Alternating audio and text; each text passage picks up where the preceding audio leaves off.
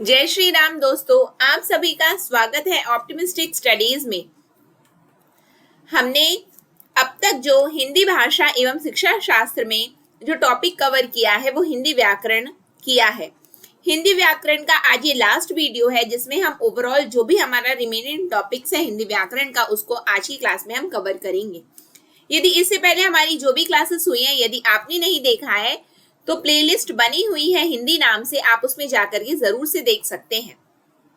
तो चलिए हम आज की क्लास को अपनी स्टार्ट करें।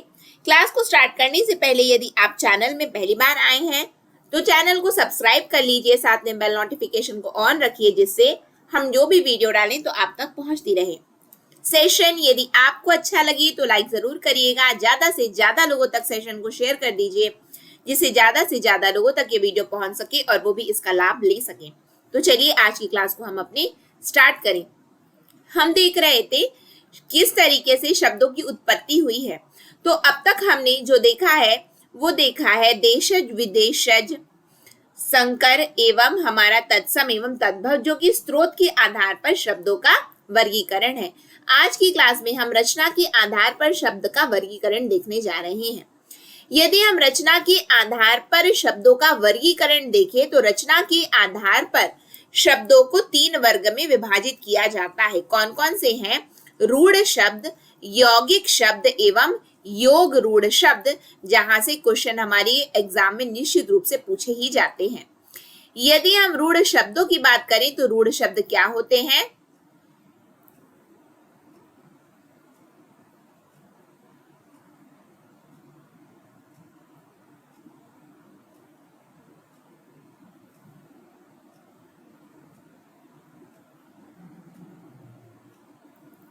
आई थिंक अब क्लियरली विजिबल है आप लोगों को, है ना? चलिए ठीक है। तो रूढ़ शब्द क्या होते हैं? तो रूढ़ शब्द ऐसे शब्दों को हम रूढ़ शब्द कहते हैं जिसको यदि आप खंड कर दें तो खंड करने के बाद उसका कोई सार्थक अर्थ ना निकले, उन्हें हम कहेंगे रूढ़ शब्द। जैसे कि आपका है जल, अब जल को आप अलग कर दो तो ज और ल, यानी कि अलग करने पे कोई अर्थ निकल रहा है क्या? नहीं निकल रहा है। जैसे लिखा है आग, तो आग को यदि आप अलग कर दो तो आ और ग, कोई अर्थ निकला क्या? नहीं निकला। यानी कि आप जब इसका खंड कर दो तो कोई अर्थ जब ना निकले तो ऐसे ही शब्दों को रूढ़ शब्द कहा जाता है। तो यौगिक क्या होता है? यौगिक ध्यान से सुनेगा, यौगिक मतलब योग से निर्मित हुआ है। तो योग से क्या निर्मित हुआ? तो ऐसे शब्द जो 2 या 2 से अधिक सार्थक शब्द खंडों के योग से निर्मित होते हैं वो यौगिक होते हैं। जैसे कि पाठशाला, तो पाठ 2 सार्थक शब्द है, पाठ धन शाला, दोनों मिले तो बना पाठशाला। विज्ञान, तो वी और ज्ञान। राजपुत्र, तो राजा का पुत्र, राज धन पुत्र, राजा का पुत्र राजपुत्र कहलाता है। तो जब 2 या 2 से अधिक सार्थक शब्द खंड यदि मिल जाए, उनका योग हो और उसके बाद जो नए शब्द मिले जो कि सार्थक अर्थ दे रहे हैं तो उन्हें ही हम यौगिक कहते हैं। क्लियर है? फिर आता है हमारा योग रूढ़। तो योग रूढ़ क्या है? योग रूढ़ आप सभी ने पढ़ा होगा, बहुब्रीहि समास। बहुब्रीहि क्या होता है? यानी कि कोई अन्य विशेष अर्थ देता है वो, तो बस वैसा ही योग रूढ़ है। जैसे कि वे शब्द जो यौगिक तो होते हैं परंतु जिनका अर्थ रूढ़ विशेष अर्थ हो जाता है, यानी कि वो योग रूढ़ कहलाता है। यानी कि ये सामान्य अर्थ को प्रकट ना कर किसी विशेष अर्थ का प्रकटीकरण करते हैं। जैसे कि लंबोदर, लंबा है उदर जिसका वह, ठीक है। चौपाई, 4 है पाए जिसके पाए, मतलब होता है कि पैर, ठीक है। तो चौपाई जिसके पास 4 है, जिनके क्या है? 4 है, वही क्या कहलाती है? चौपाई कहलाती है। क्लियर है? समझ में आया? जलज, जल और यानी कि जल से उत्पन्ना, जल में उत्पन्ना, क्या? जलज, ठीक है। यानी कि आपका कमल, तो जल में उत्पन्न, जा का अर्थ होता है जन्मा, तो जल में जन्मा, क्या जन्मा? तो आप सभी यहाँ पे आई होप समझ गए होंगे कि योग रूढ़ किसी विशेष अर्थ का प्रकटीकरण करते हैं और वो यौगिक ही होते हैं। ठीक है, यानी कि आप उनका यदि खंड करोगे तो सार्थक अर्थ निकलता है, लेकिन वो सार्थक अर्थ कोई सामान्य अर्थ ना होकर विशेष अर्थ होता है। ठीक है, आगे बढ़ेंगे हम लोग। अब हम देखने जा रहे हैं संधि। तो संधि क्या होती है? तो दो वर्णों या ध्वनियों के संयोग से होने वाले विकार, विकार अर्थात परिवर्तन को संधि कहते हैं।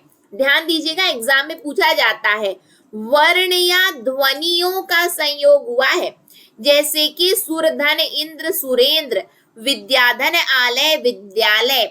संधि कितने प्रकार की? तो संधि 3 प्रकार की। कौन कौन सी? स्वर संधि, विसर्ग संधि एवं व्यंजन संधि। कौन सी संधि? व्यंजन संधि, बिल्कुल ठीक है। स्वर संधि कितनी होती है? तो स्वर संधि 5 होती है।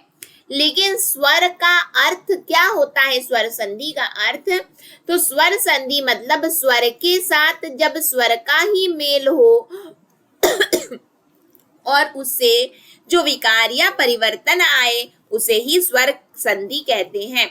तो स्वर संधि का 5 प्रकार, जिसमें पहला प्रकार है दीर्घ स्वर संधि। दीर्घ मतलब बड़ा, तो बड़ा मतलब क्या? तो जहां पे ह्रस्व या दीर्घ स्वरों के मिलने से उनके स्थान में सवर्ण दीर्घ स्वर हो जाता है, उन्हें वर्णों का संयोग, चाहे वो ह्रस्व धन ह्रस्व हो या ह्रस्व धन दीर्घ को दीर्घ संधि कहते हैं। जैसे कि आप यहाँ देख रहे हैं क्या? विद्यालय, तो यहाँ पे क्या है? आ धन आ, तो क्या बन गया? आ। ये क्या है? दीर्घ स्वर संधि है। क्लियर है? समझ में आ रहा है आप लोगों को? फिर उसके बाद में हम आते हैं गुण संधि में। तो जब आ अथवा आ से ई ई उ व री की संधि होती है, तो क्रमशः ए ओ अर विकार उत्पन्न हो जाता है। ठीक है, जैसे कि आ प्लस आ, फिर क्या लिखा है? उ। ठीक है, तो जब ये जुड़ा तो क्या बन गया? ओ। आ क्या जुड़ा तो क्या बन गया? री। तो आ ओ जुड़ा, सॉरी, आ और आ जुड़ा री के साथ तो अर बन गया। यानी कि गुण संधि क्या है? ए ओ अर, जहां पे निकल करके आए वो क्या होता है? गुण संधि होता है। थोड़ा एक्सक्यूज मी प्लीज।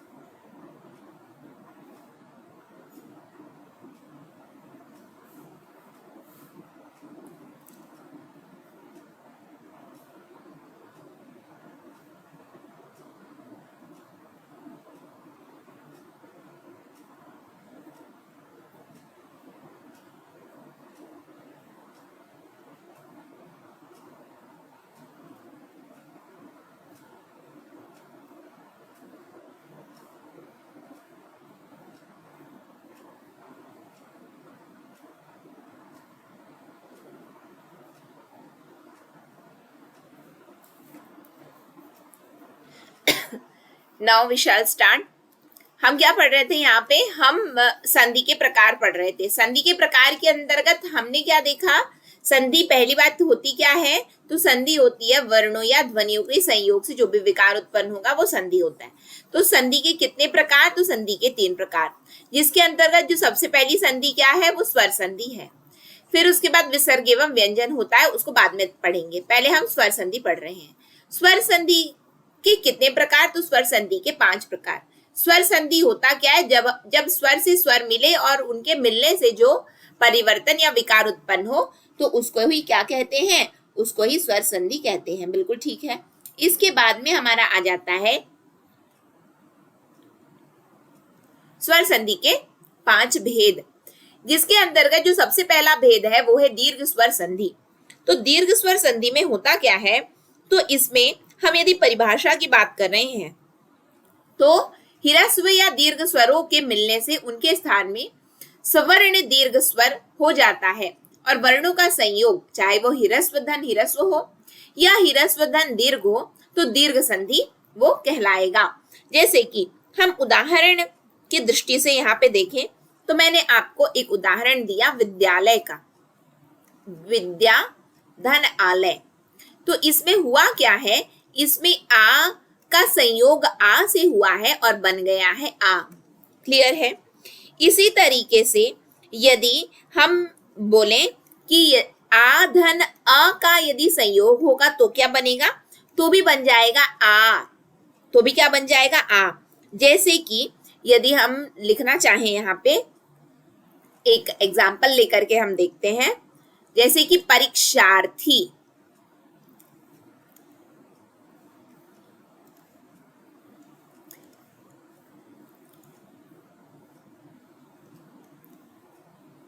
रेखांश मान करके चलो लिखा है, ठीक है, रेखा धन अंश।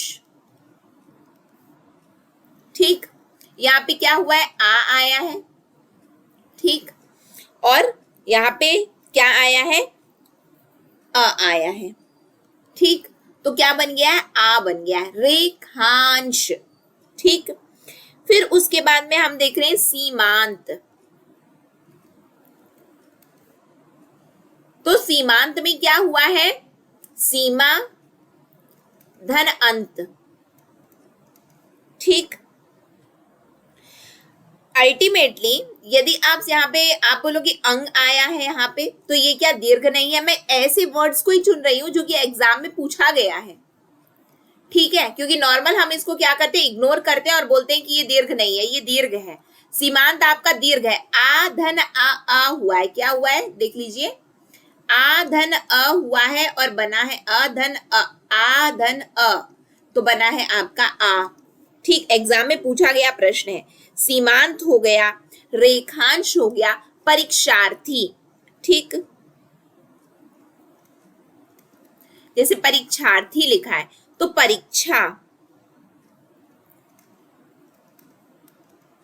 धन अर्थी, तो आ और अ मिलकर के क्या बन गया, आ बन गया। समझ में आया। तो ये सब एग्जाम में पूछे गए प्रश्न है, किसके अंतर्गत, आपके दीर्घ स्वर संधि के अंतर्गत, याद रखिएगा।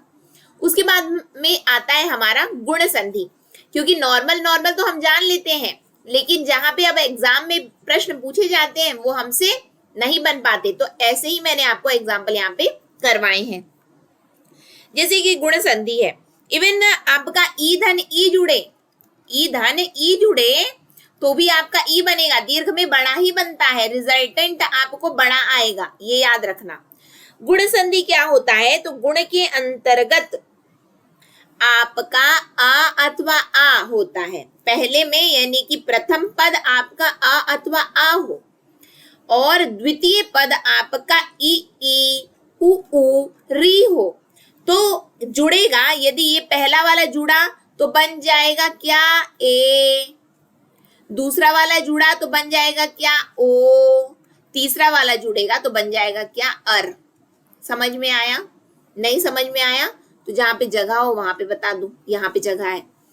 पहला पद आपका अ अथवा आ हो एवं द्वितीय पद आपका ई अथवा ई हो, तो क्या बन जाता है, तो ए बन जाता है। क्या बन जाता है, ए बन जाता है। सेकंड, पहला पद आपका अ अथवा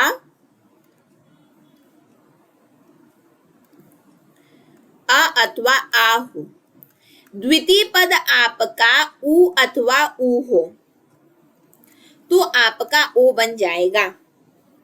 ठीक, तीसरे में पहला पद आपका आ अथवा आ हो, द्वितीय पद आपका री हो, तो अर बन जाएगा, ए ओ अर बन जाता है। क्लियर है? जैसे कि हम एग्जाम्पल से समझते हैं। आपका लिखा पहला वाला एग्जाम्पल हम यहाँ पे समझेंगे। पहले वाले में आ ई ए बना है। पहला वाला एग्जाम्पल यदि हम देखें तो नर धन इंद्र, हुआ क्या है, आ आया है और ई आया है, ई छोटा है ना, ई आया है, आ और ई दोनों छोटा है, तो बनेगा क्या, नरेंद्र। तो देखो क्या बन गया, ए बन गया, बना ना ए। अब यहीं पे आ धन ई यदि मैं लूं तो भी बनेगा क्या मेरा, ए। जैसे कि नर धन ईश, नर धन ईश, तो क्या बन जाएगा, नरेश, नरेश, नरेंद्र, नरेश। ये क्या है, गुण, जहां पे पहला पद आपका आ दूसरा पद आपका ई, तो ए ओ अर, ए ओ अर बन जाता है। क्लियर है? सिमिलरली आप बाकियों के लिए भी देख सकते हैं।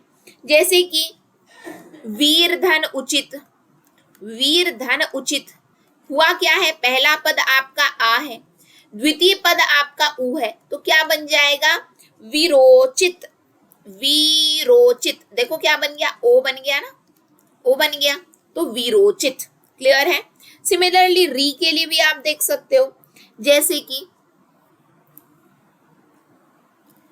जैसे कि लिखा हुआ है देवधन ऋषि, देवधन ऋषि, तो क्या बन जाता है, देवर्षि, देवर्षि, यानी कि अ और री ये मिला तो बन गया क्या, अर, देवर, देवर्षि, ऋषि अ और री अर बन गया, देवर्षि।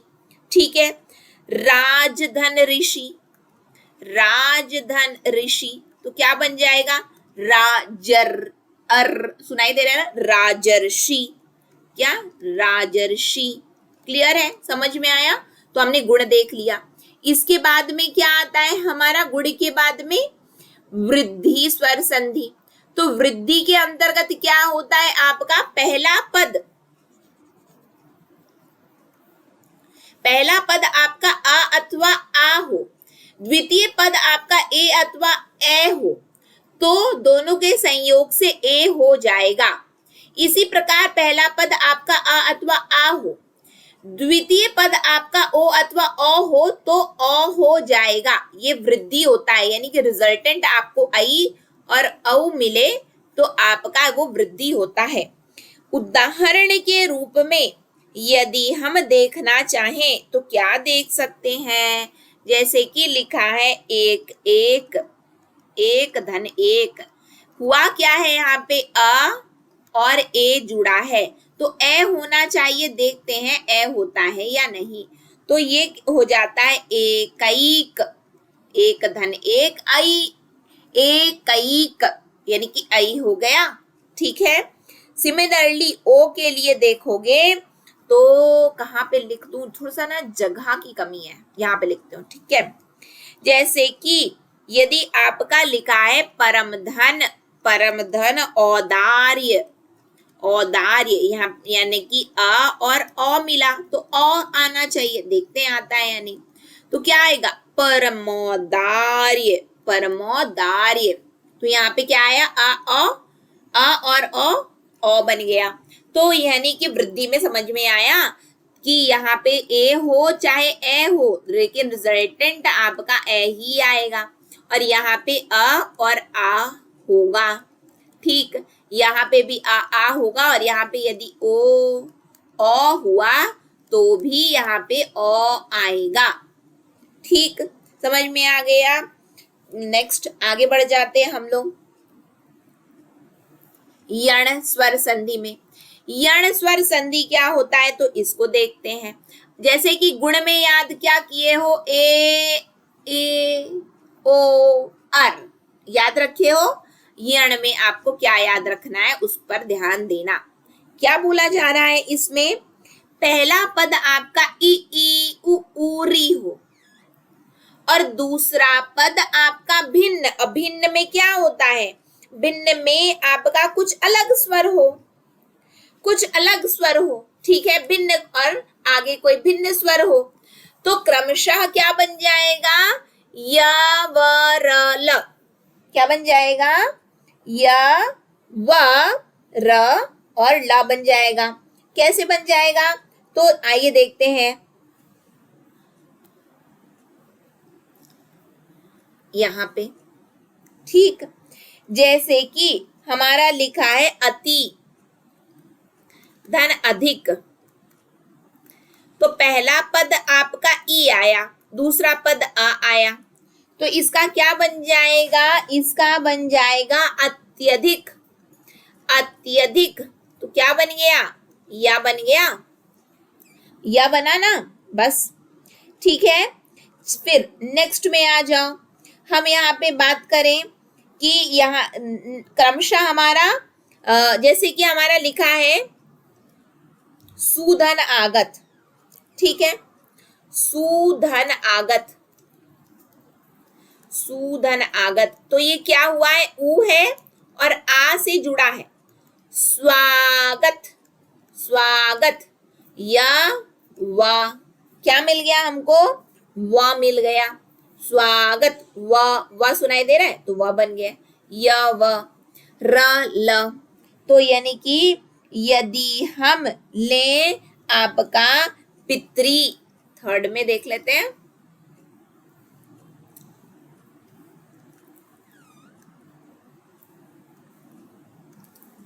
पितृ धन आज्ञा, तो क्या हो जा रहा है यहाँ पे, री है, बिल्कुल ठीक है, और आ है तो क्या हो जाना चाहिए, रा हो जाना चाहिए, य व र, तो क्या हो जाएगा, पित्राज्ञा, पित्राज्ञा हुआ, ऐसी मात्राज्ञा, मातृधन आज्ञा, मात्राज्ञा, ठीक है, य व र ल हो जाता है।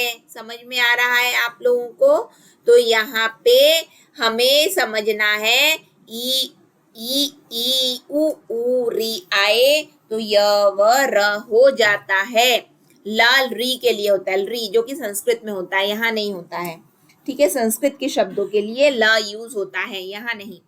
अयादि में क्या होता है, पहला पद आपका ए हो, दूसरा और ए ओ हो, दूसरा पद आ हो, भिन्न मतलब आ होता है, ठीक, तो ए का ए का आए, ओ का अव, औ का आव हो जाता है। उदाहरण के लिए समझिए, जैसे कि हमारे पास में लिखा है, कहाँ पे लिखूं, हाँ ये हमारे पास में लिखा है निधन अन, ने धन अन लिखा है, निधन अन, तो ये क्या हो रहा है, नयन, यानी कि हुआ क्या, यहाँ पे ए आया और आ आया, तो ए का ए हो जाता है, ठीक, फिर उसके बाद में लिखा है आपका ए का आए हो जाता है, क्या हो जाता है, आए हो जाता है, जैसे लिखा है नई धन, नई,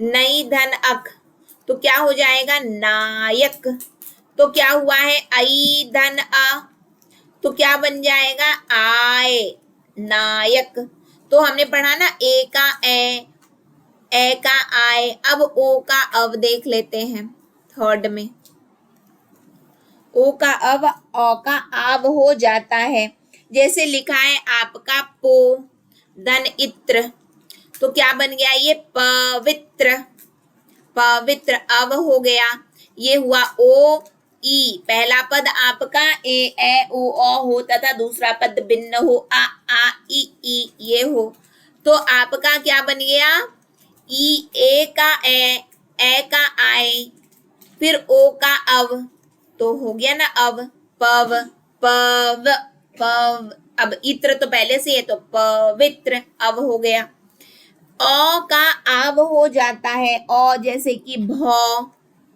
भौ धन उक, ठीक है, यहाँ पे क्या आया, औ, यहाँ पे आया उ, तो ये क्या हो जाए, औ का आव हो जाता है, तो भावुक, भाव आव सुनाई दे रहा है, भावुक। ये क्या हो गया हमारा, अयादी स्वर संधि हो गया। तो ए का ए का ए का आए, ओ का अव और औ का आव हो जाता है, ये अयादी था। यण में देखा हमने, ई उ री आए, दूसरा पद भिन्न हो तो य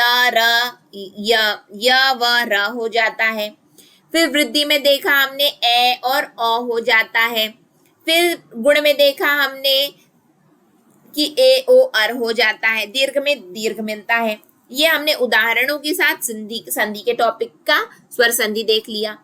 अब हम व्यंजन संधि में आ जाते हैं। तो व्यंजन क्या होता है, व्यंजन के साथ स्वर या व्यंजन के मेल से उत्पन्न होने विकार को, उत्पन्न होने वाले विकार को व्यंजन संधि कहते हैं।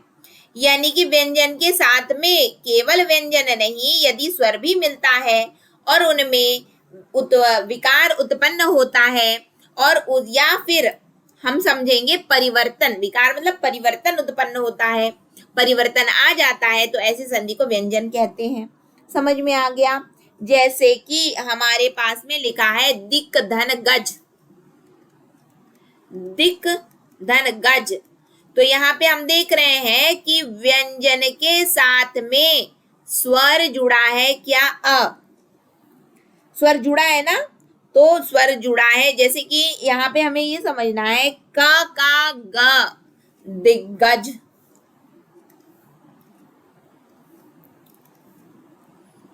दिग्गज। दृक दिक सॉरी दिक हलंत है, दिक धन गज, तो दिग्गज। का जा हो, का क्या हो गया है यहाँ पे, गा हो जाता है, आधा का है तो आधा गा हो गया, और तो दिग्गज।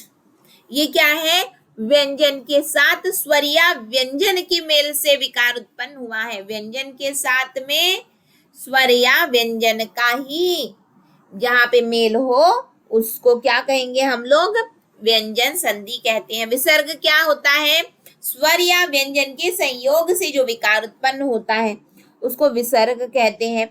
व्यंजन संधि छोटा नहीं है, बड़ा है, याद रखना। जैसे कि और विसर्ग भी बड़ा है, लेकिन मैं आप लोगों को शॉर्ट में बता रही हूँ, क्योंकि प्रैक्टिस ज्यादा से करो तो ज्यादा से ज्यादा करोगे तो वो समझ में आने लगता है। ठीक है, रूल्स को चाहे कितना भी पढ़ लो, समझ में पल्ले में नहीं आता है। जैसे लिखा है मनः धन अनुकूल, मनः धन अनुकूल, ये क्या हो जाएगा, मनोनुकुल, मनोनुकुल, मनोनुकुल। तो मनः धन यानी कि विसर्ग का क्या हो गया, ओ हो गया। आपको समझ में आ रहा है, विसर्ग से क्या आया है, ओ आया है। ये रूल्स होते हैं, ठीक है, कुछ कुछ रूल्स होते हैं। तो हम जब क्या करेंगे, हम एमसीक्यू सॉल्व करेंगे तो मैक्सिमम हम लोग कोशिश करेंगे कि इससे रिलेट करके हम लोग एमसीक्यू को सॉल्व कर पाएं। ठीक है, तो आज की क्लास को यहीं पे एंड करेंगे। इसकी पीडीएफ को प्राप्त करने के लिए आप हमें इस नंबर पर संपर्क कर सकते हैं 9584532690। इस नंबर पर आप जो भी क्लासेस यूट्यूब में होती हैं इनकी पीडीएफ को प्राप्त कर सकते हो कॉल करके, चाहे आप व्हाट्सएप कर सकते हैं, कॉल भी कर सकते हैं। इसी के साथ आज की क्लास को मैं एंड करूंगी। नेक्स्ट सेशन में हम मिलते हैं। नेक्स्ट सेशन तक के लिए आप सभी को जय Shri Ram, optimistic learning, thank you for the session. जय हिंद, जय भारत, जय छत्तीसगढ़।